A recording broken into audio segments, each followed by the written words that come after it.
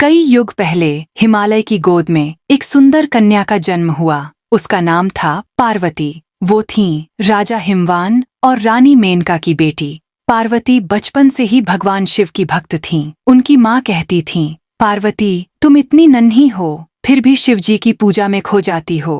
पार्वती मुस्कुराकर कहती, माँ शिवजी मेरे दिल में बसते हैं, मैं उनसे एक दिन जरूर मिलूंगी। लेकिन दोस्तों, ये इतना आसान नहीं था। शिवजी थे एक तपस्वी जो हिमालय की गुफाओं में गहरी ध्यान मग्न रहते थे।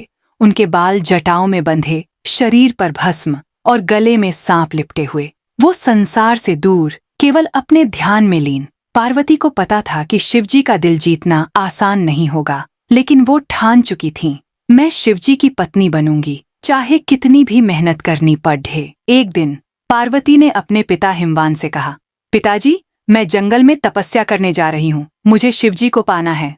हिमवान चिंतित हो गए, बेटी जंगल में खतरे हैं और शिवजी का दिल पत्थर जैसा है।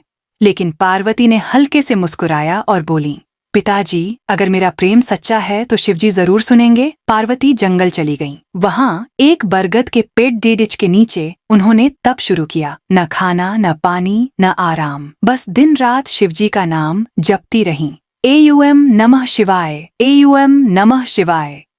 गर्मी, सर्दी, बारिश, कुछ भी उन्हें नहीं रोका। उनके बाल उलझ गए, कपड़े फट गए, लेकिन उनकी आंखों में वही प्रेम और विश्वास चमकता रहा। ये देखकर देवता भी चिंतित हो गए। इंद्र ने नारद जी से कहा, नारद पार्वती की तपस्या इतनी कठिन है, अगर वो असफल हुई तो क्या होगा? नारद जी मुस्कुराए और बोले, चिंता मत करो इंद्र, पार्वती का प्रेम साधारण नहीं है। वो सती का अवतार हैं, जो पहले शिवजी की पत्नी थीं। उनका मिलन तो लिखा हुआ है, लेकिन शिवजी पार्वती की परीक्षा लेना चाहते थे।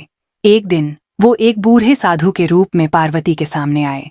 साधु ने कहा, बेटी ये तपस्या क्यों? शिव तो भस्म लगाए सांपों के साथ रहते हैं, वो तुम जैसे सुंदर कन्या के लिए नहीं है, कोई राजकुमार चुन लो।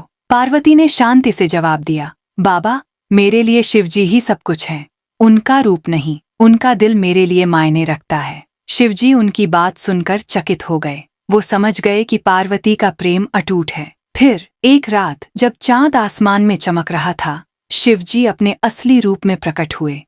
उनकी जटाओं में गंगा बह रही थी, त्रिशूल चमक रहा था। पार्वती ने उन्हें देखा और उनकी आंखों में आंसू आ गए।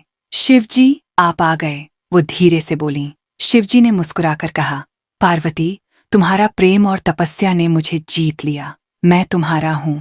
उस पल सारा जंगल खुशी से झूम उठा, पक्षी गाने लगे, फूल खिल उठे।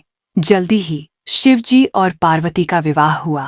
हिमालय की चोटियों पर सारे देवता और अर्श इकट्ठा हुए। वो था प्रेम और समर्पण का सबसे पवित्र मिलन।